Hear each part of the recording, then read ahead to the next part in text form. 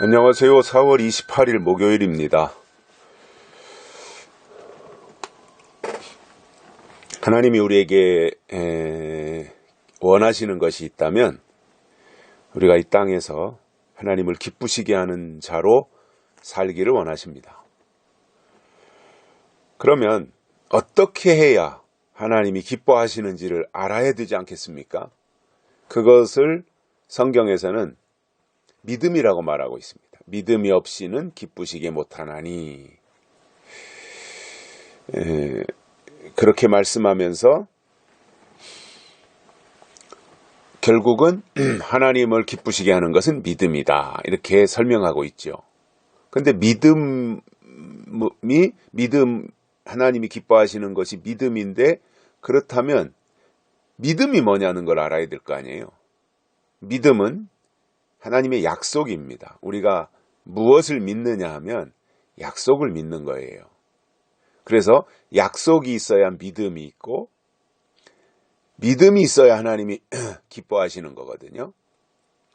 그러면 우리의 인간된 목적이 하나님을 기쁘시게 해드리는 것인데, 그러기 위해서 우리에게는 이 시대에 하나님이 내려주시는 약속을 소유하고 있어야 된다는 겁니다.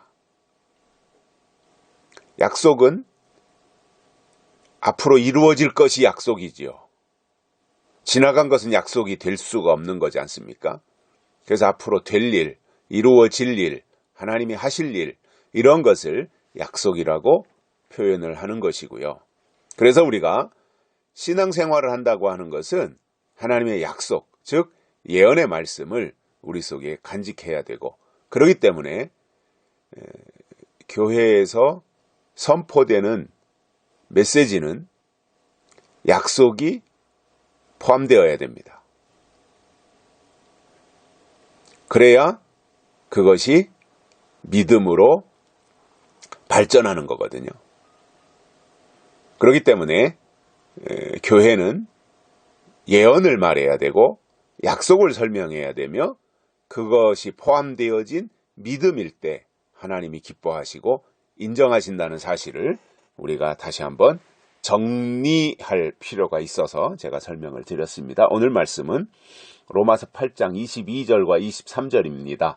피조물이 다 이제까지 함께 탄식하며 함께 고통하는 것을 우리가 아나니, 이뿐 아니라 또한 우리 곧 성령의 처음 익은 열매를 받은 우리까지도 속으로 탄식하여 양자될 것 곧 우리 몸의 구속을 기다리느니라. 아멘.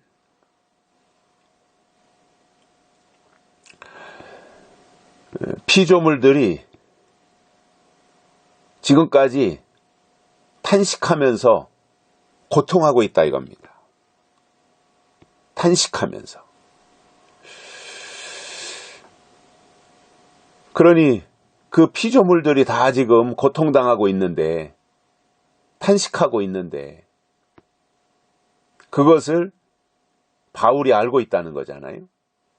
근데 피조물들이 다 탄식하고 있고 힘들어서, 고통 가운데서, 어제도 말씀드린 것처럼 기후변화라든가 온난화라든가 환경 피해라든가 이런 것들로 인해서 발생하는 피해들로 인해서 피조물들이 지금 다 힘들어하고 있다는 거죠. 고통당하면서. 그런데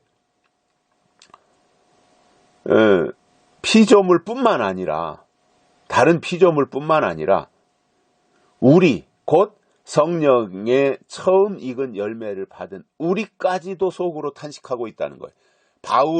바울을 비롯해서 바울의 일행들, 그러니까 로마서가 기록될 당시에 초대교회가 되겠죠.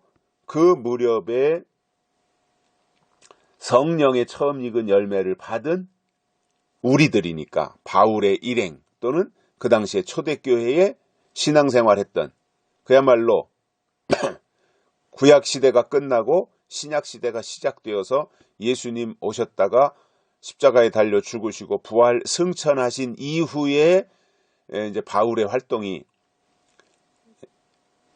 두드러지게 나타나지 않습니까?